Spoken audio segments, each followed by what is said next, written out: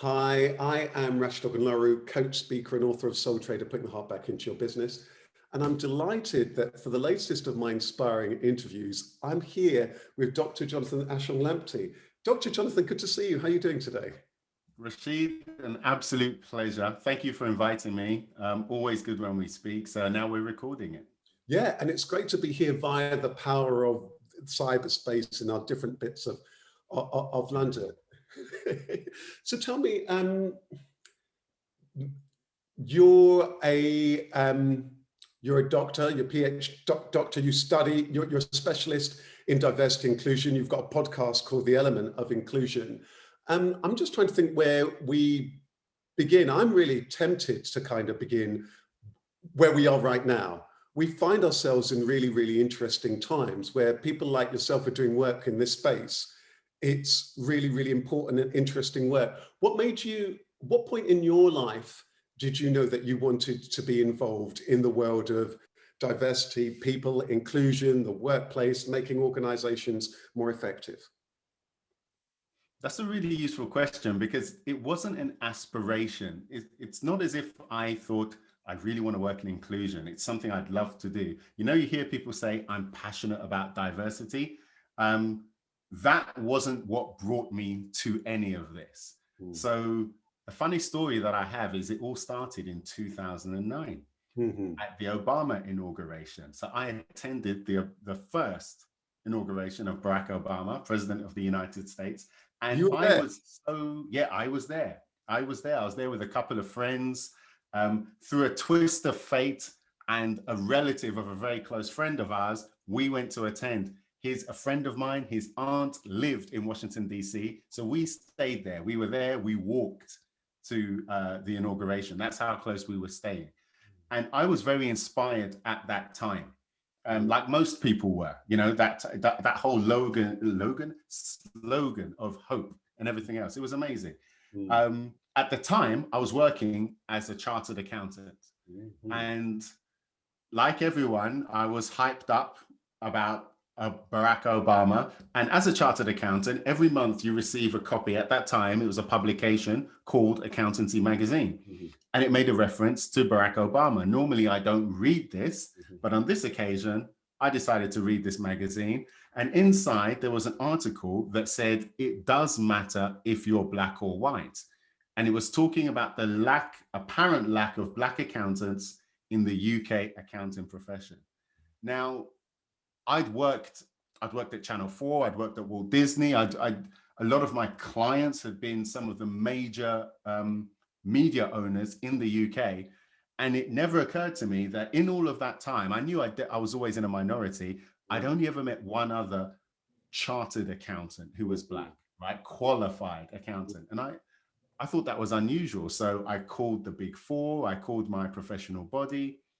And this started me on a path where I ended up investigating this issue, which grew to this whole diversity and inclusion question. And so I ended up doing a PhD at the London School of Economics. And then this kind of brought me on this path to where we are now. So it wasn't as if I always wanted to do it. I had a compelling question that I didn't know the answer to. And that's So it's that curiosity. So it's that curiosity, why, and it led you down this particular path.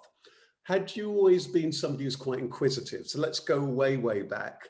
Were you always kind of somebody who's quite inquisitive, and when did the interest in things like numbers first emerge? Because, and the reason why I asked that question is that many people might be struck by something like that, but then sounds as though you're very, very successful chartered accountant, you're doing well in your career, but there's something about that made you thirsty to explore it, and you did a PhD. So I want to go all the way back and think, were you always inquisitive and so on? I'd say I was inquisitive, but and I was numerate. And culturally, I'm from a Ghanaian family, and if you're numerate, you're good with the numbers, they'll encourage you to be an accountant. It's accountant, lawyer, doctor, something like that. So I was an accountant because I was numerate, and that's the real reason. I was always a little bit inquisitive. But I'm curious then. I just want to jump in and ask. Did you feel as that was your choice, or did you feel I should do that? Were you keen to go into that field? Are we talking about accountancy? The accountancy. I went into it because I didn't have a better idea. So I would say to my mum, look, I don't really fancy this. I don't want to do it. You know, you sulking teenager, I don't want to do this. And she'd say, okay, what do you want to do? And I never had a better answer. I did not have a better answer. So I kind of, like a lot of people, fell into the accountancy. It's a good career. It's very safe. It's a profession. And so with that in mind, I'm doing that, getting on with it. When we're talking about the decision I made around inclusion, that felt compelling. That felt as if, almost like a vocation. I felt called. I felt like I had to do it. And I've never experienced anything like that. If you had told me that something like this would happen, I would not believe you. Yeah, I was never that interested. This is really fascinating. I'm loving the things that you're saying. So you said that then at that point where, you know, there was that feeling of felt called. Now, one thing that jumps out at me already is that it's one thing to had to have that very safe profession, you know, very established, and then you're working with established companies. I can imagine everybody being thrilled about that. But then when you do your PhD and then you decide to be your own boss, that's not seen as something that's necessarily so guaranteed and cost. You know, being one's own boss, that's a big risk. What was your thought on that? What was your thought on that? I mean, being an accountant no doubt helped when it comes to starting your own business. What were your thoughts around that, Dr. Jonathan? Was it that the fact that you were so compelled by this that you just knew you had to do it? Did you have doubts about being your own boss? What were your thoughts around that? I think it's a combination of both. What I realized, so a lot of people, when they talk about accountancy, they talk about it as a safety net. You could always go back to it, right? If things don't work out. So I felt that because I didn't feel I had the risk that everybody else had. At the same time, I thought maybe I could use this as a launch pad instead of a safety net. How can I use what I've got here to help me where I'm going? So while I was doing the PhD, I was lecturing in accounting. I taught accounting. I taught finance for non-finance courses. So I very much used everything from the accounting during my PhD to support me financially, because it was a self-funded PhD. I didn't win any awards. Most people who you know who do PhDs, they have everything paid for them. I will say the LSE did pay my fees. They did. That was great. And that was, I couldn't have done it without that, because it was to try and study and do this and think about what's going to happen afterwards. It was a massive challenge. But the idea, when I did the PhD, I knew I wanted to use it. I didn't know what the business would look like. I wasn't entirely clear, because as an accountant, you start to realize you're good at counting the numbers for other people. You're not necessarily trained to run a business, to develop business development, sales, marketing. All these skills aren't inherent in accountancy. Accountancy is also very backward looking. It's ex ante. Ex post. We're looking at the past. We're looking at the past. So I will decipher your numbers and I'll tell you what happened. If I'm looking at the future and forecasting, I still need that input from you. It's a really important point. I'm glad that you made that, and at that point, because I think that very often when people are starting their own business, think I'll get an accountant. An accountant's going to help me with it. The accountant's going to be great with the compliance, and great if they happen to have additional skills. They might, some fewer that I've met, will help you in terms of that. So I think that's such an important segue. So you learned very quickly that you had to do, you know, to learn the other kind of stuff. Well, can you just give us a quick timeline on when you did the PhD, and then when you launched the business? And part of the reason why I'm interested in this is that where we are with the whole inclusion conversation now, it's become so dynamic and very, very alive debate for all sorts of reasons. So can you give us a bit of a timeline? Yeah, that's a great question. I suppose, so the PhD and the work around that was, I kind of started the business then, which we're talking about, let's say 2011, 2010. I think the business may even have started in 2007, maybe it was dormant for a while. I can't remember. Okay. But during my PhD, I tried to do bits of work. Now, none of this is inclusion related, but it was a business and it's out there. I then really started to deep dive into the inclusion work. Probably we're talking after 2015. I was building the skills though the whole time. And also, I was doing a lot of stuff for free. I was doing a lot of research. I was doing maybe speaking here and there. So I was building up the skills. But when I started to, let's say, charge people for my services, that was probably 2015, something like that, a little bit after that. What's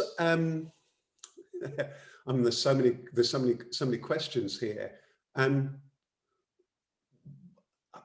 What's been your observation about the journey of being your own boss? I want to just, what's been your main observation about that whole journey for you, from the moment when you began and so on? What's been the main observation, the main learnings? I think one, you have to believe in yourself. Number one, I think you have to offer something of value. Like typically you have to offer a transformation of some description. So someone is this and they become that. Someone is, you know, someone doesn't know something and now they know. Someone wants to, you know, someone wants a beach body. Someone wants to lose weight. Someone wants to gain weight. Whatever it is, you have to perform a transformation. You have to be able to do it consistently to a high quality.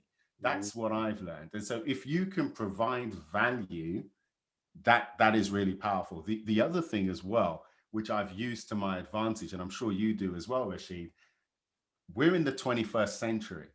So we can scale and affect a lot more people with smaller resources.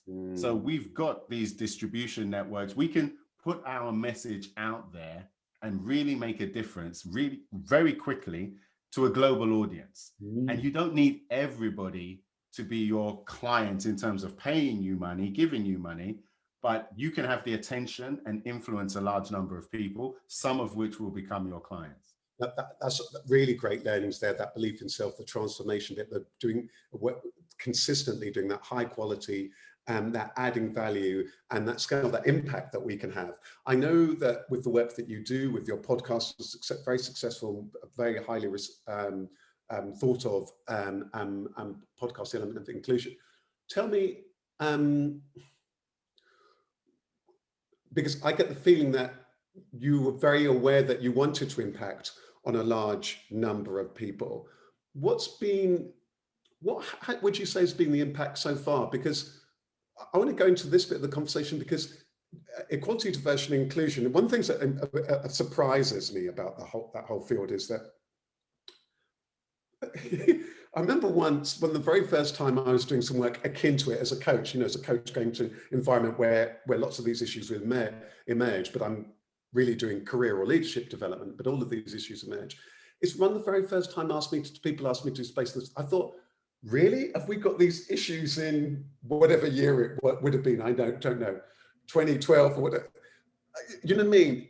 It strikes me that as a species, in many ways, we've traveled really far. There's incredible things that we've achieved in medicine, in technology, and so on. But as a species, and in terms of our workplaces, in terms of how we get on, and in terms of managing these issues and equality and diverse organizations, actually looking at diverse in terms of all of these things, in terms of color, in terms of, you know, age, sexuality, disability, and so on. It's pretty poor, is my observation. I'd love to know what's your observation, and where do you feel that we are at right now? I know that's a very big question, and I know that's what you help people with day in and day out. But I'd love to know your, you know, if you're looking down on a mountaintop, your perspective of it. It's and that's a great point. I suppose we can't ignore last year, what happened last year. So if we look, I would say over the past 10 years or so, countries are recognizing that discrimination exists, right? The workplace is not fair. And there's been growing recognition of that. Countries all over the world have introduced legislation, mainly around gender equality, right? So there's been a lot of legislation around that. Last year was a huge tipping point.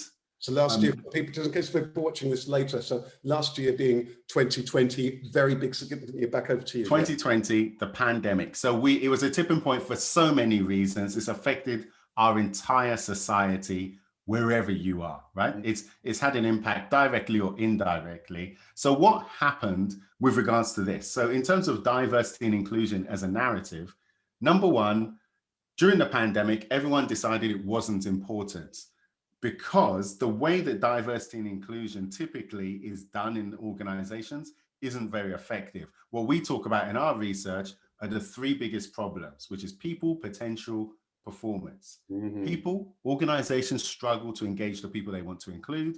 Potential, organizations struggle to create a culture of inclusion where everyone can reach their potential. And then there's performance. Organizations, they struggle to articulate a business case for diversity, how it shows up within their specific organization. So people are bought into these generic ideas about why it's good, but they can't answer why it's good for them. And so in 2020, because of these three problems, everyone decided it wasn't important. Then we had the murder of George Floyd, Breonna Taylor, and others, and Black Lives Matter, the impact of that movement. You saw the black squares online, in the media. And so organizations then decided that race and anti-racism was important. And by extension, diversity, equity, belonging, inclusion, whichever words you choose, it was decided that these are important as well. And so then what happened? So if you're asking me what a year ago, everyone was panicking. Everyone felt the need to be seen, to be doing something. A year later, 2021, some people are continuing on that journey. Others have lost interest.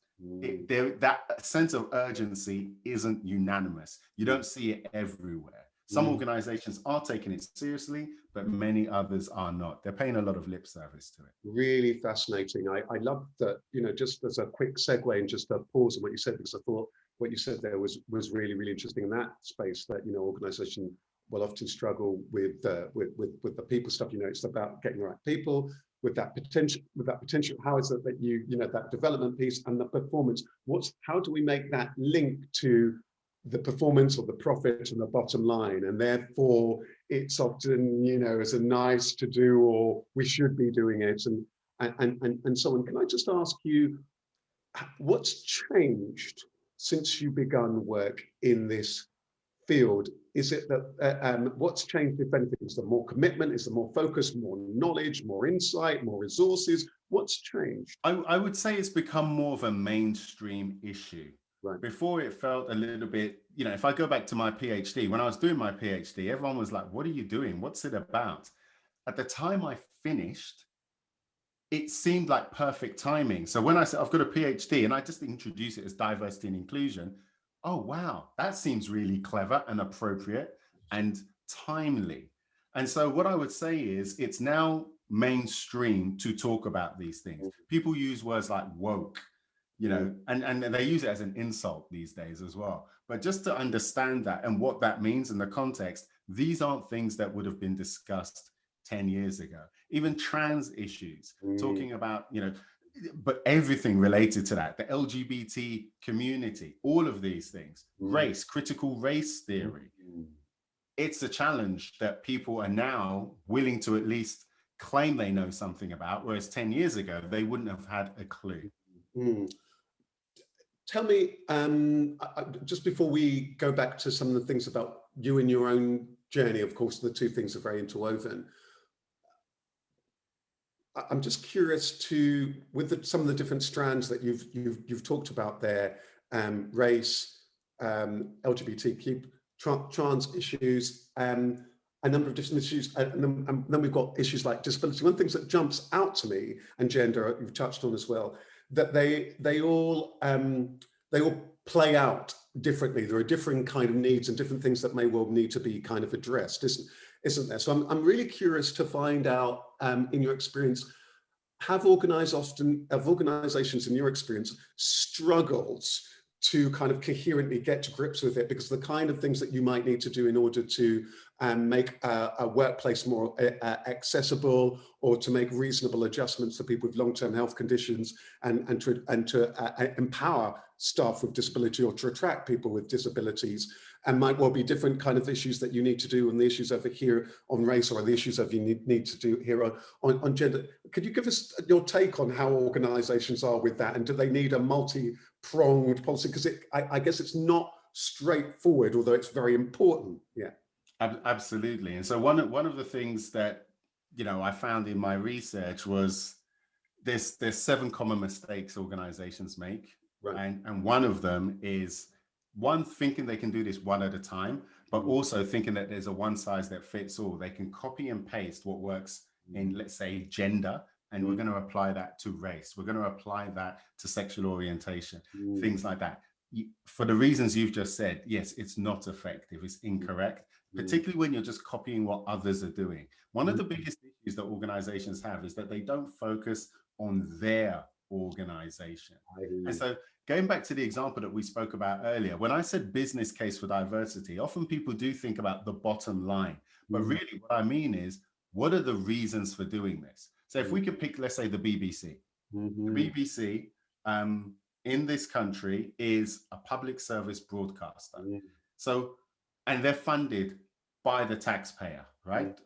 It's mandated. So when we talk about the business case, why is it relevant? For them, it's more important to represent the population that's paying for the organization, as opposed to try to prove that this makes money. Yeah. And so there's different reasons that are relevant. Right. And I like what you're saying there. Well, I like what you're saying there, because one thing that just jumps out to me, because then I'm part of my backwards immediately, I'm thinking that then you're going to be potentially making far better programming.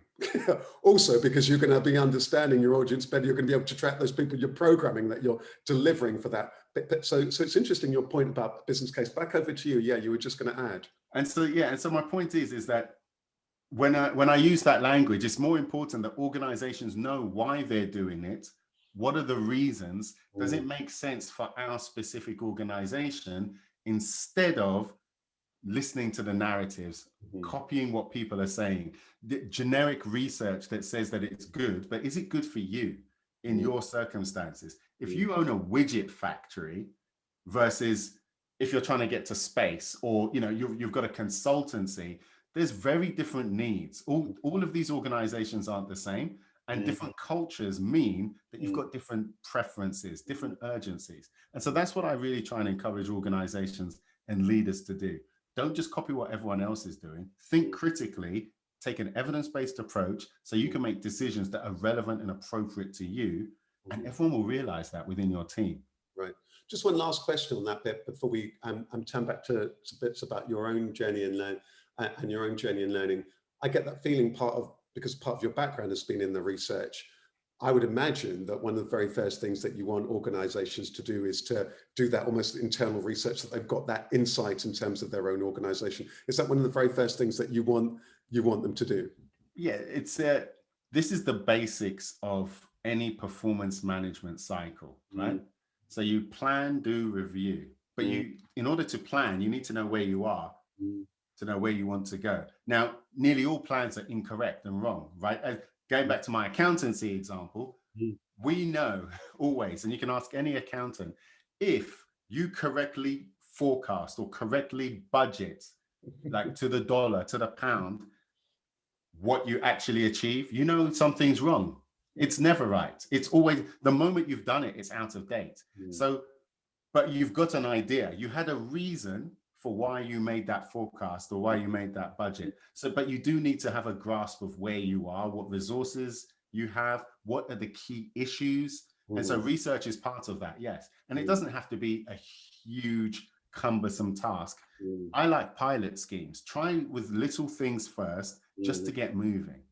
Well, you know what's lovely about that is that, as you said that little segue, I can now see the link between the accountancy and the work that you do now and the research. I can see how they all really, really link there. Tell me, this journey of being one's own boss and in the field that you're in, what's the thing that you would say, the thing that you enjoy most about it and the thing that you hate most about it? And you can answer that twice. The thing you most enjoy about being in business and the thing that you most enjoy about being in your business, you know, in your field, and the thing that you hate or dislike or is most challenging about that. Can you give us, what's the thing you like most and dislike the most? I suppose the thing I like most is the autonomy, right? So I get to decide. I've got a lot of control over my day. Like, we choose which clients we work with. No one forces us to, and they choose us. So that freedom and autonomy is very important. I also feel that I'm doing something that is valuable. If I go back to being an accountant, I was an auditor, right? I trained as an auditor. Really selling it to us now. No, I'm joking. I know.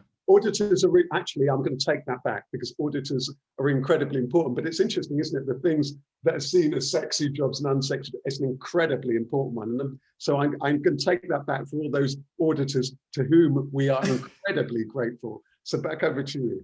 But here's the thing. Here's the thing about being an auditor.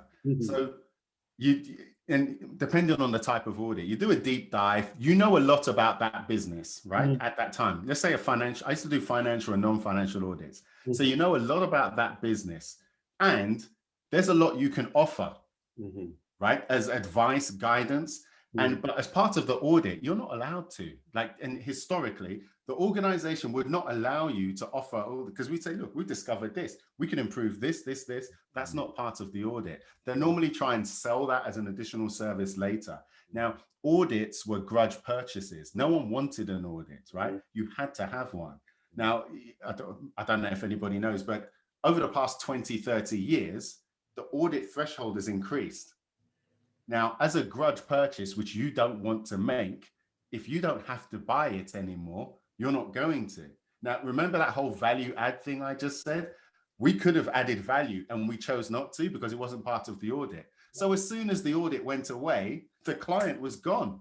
So what I'm hearing from you is that the thing you enjoy, that there's an autonomy, and that I'm getting a sense that there's the value add, that you're able to give that value. Is that what you're going to? Absolutely. Yeah. So I'm able to give that value when I see it, I spot it. So I'm constantly trying to over deliver for clients. Like we've got the podcast.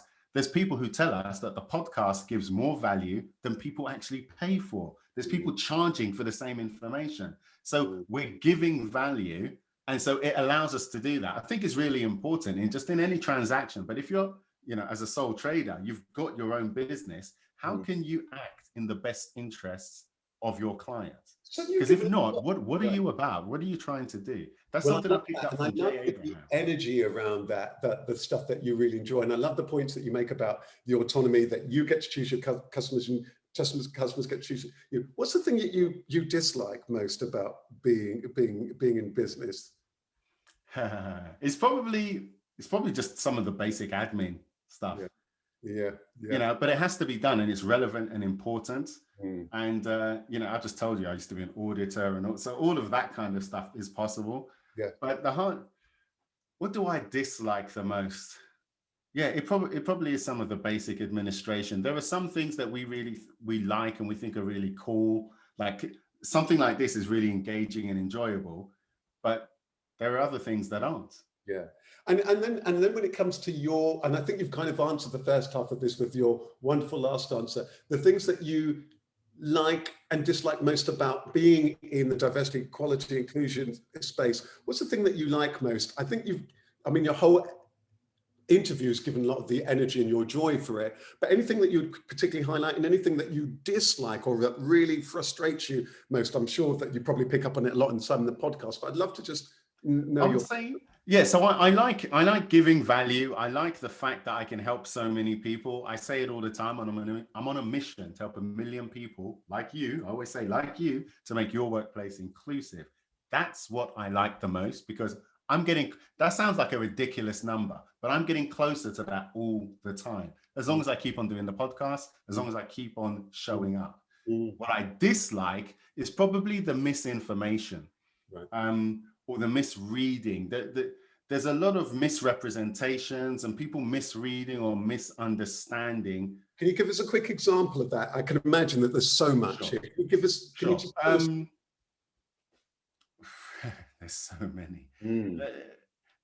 Okay, all right. Let me just give a really basic one, right? And this is a controversial one that people don't like, which is around, let's say, the business case for diversity. You will hear people say that the business case for diversity has been established, right? It's a fact. We have research to show that having more diverse teams leads to this, leads to that, right? You've heard it all before.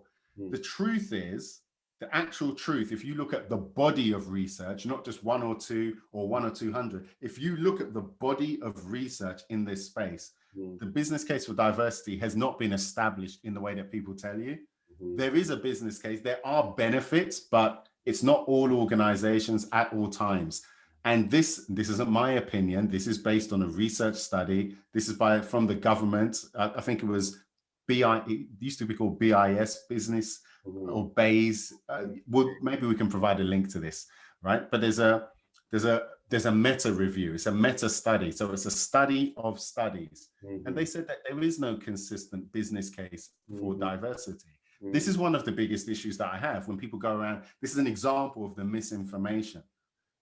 That's a problem. So obviously on the podcast and everything I do, I try to present a balanced view, even tell people how to use the research. I think there's a lot of misrepresentation of research in order to serve people's agendas. And I'd imagine it must be, but I'd imagine it must be so fascinating to be in, because you're then dealing with all of this. There's so many things, isn't there? There's evidence, there's emotion, there's this, there's that, there's so much in this particular kind of space. Tell me, as we're heading toward our last few minutes of this interview, tell me what's your hope for, as far as it first of all relates to the world of inclusion? What's your hope of, where we might be in, let's just take the UK where you and I are. Let's just take 5 years' time. What would be your hope for what the workplace might look like in 5 years' time? I think that's a really tricky question, given the pandemic, the coming blockchain technology. The nature of organizations is about to change dramatically. I don't think anyone sensible could give a reasonable answer to what the workplace will look like, full stop, let alone the inclusion landscape, although it will be impacted by that. I would just hope that we've made greater progress in regards to some of the things that I've just spoken about. If we're able to just articulate this better, have a better understanding of what it means in our organizations as leaders, because I'm sure there's lots of leaders listening to this, that will make a dramatic impact, because we really don't know what's happening in the next 5 years. And you could say that anytime in the past million years, we don't know what's happening in the next 5 years, but we can all agree there's incredible uncertainty in the next 5 years compared to 10 years ago, even 20 years ago. Massive changes are happening. Really? So I just hope that we've got the skills that allow us to negotiate through this. That is really useful. That's really interesting. I really like that. And then if I'd 3 tips for anyone who is thinking about going on this journey of being their own boss, because this video might be on a number of different, perhaps on my channels, and I'm just curious about if people are thinking about that thing about going into being their own boss, what would be the 3 things? Actually, I'm going to turn it around the other way. What were the 3 things you wished? First of all, the 3 things that you wished you knew, and then I'm going to get you to give 3 pieces of advice. First of all, what are the 3 things that you wish you knew? Really briefly, 3 things that you wish. I'm not sure. I don't know 3. That's a difficult one.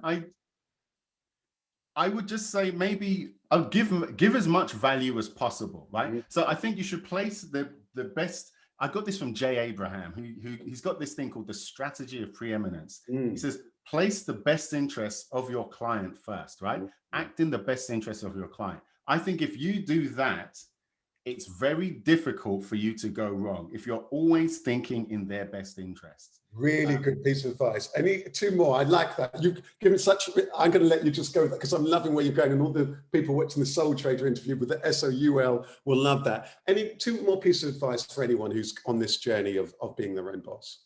I would leverage, we live in the 21st century, so I would leverage the technology to allow you to reach more people. There's another book called Key Person of Influence, which I recommend. Great book. And that talks about giving gifts. So you don't try and get people into a sales funnel. You give a genuine gift to people. So my podcast is a gift. I don't ask you for your email. I don't spam. If you listen to the podcast, I don't say, if you want to buy my services, I don't do any of that. It's just their giving. So if you do that, that's acting in the best interest of your client. So those are those 2 things. That's a great book I would recommend. And the third thing is this comes from another book by a guy called Cal Newport. He says, develop rare and valuable skills. So don't focus on what you're passionate about. Focus on what you're willing to get good at. Subtle difference, but that is the That's the key to long-term career satisfaction. Focus on rare and valuable skills. So if we wrap that up, rare and valuable skills, you're using technology, giving gifts to act in the best interests of your client, whoever that is. It's hard to go wrong. I like that. Quite difficult to compete with. I like that, and I just want to throw in that thing about that rare, you know, that rare skill. If you can follow your passion and then find the thing that's rare within that, then you're onto something very, very, very special. Because what he says is subtly different. He says it doesn't. You don't need to follow your passion. Right. Because passions go up and down, right? And it varies. If you commit to getting good at something, you may be passionate about it. It may be okay, but you're willing to get good at this thing, no matter what, over a period of time, and you've got rare and valuable skills. Rare means not many people have them, right? Valuable means that there's a market for them. This means that you are going to attract you're going to be able to serve a client and get paid well for serving that client. And because it's rare, not many other people are going to be able to do that to the same standard as you.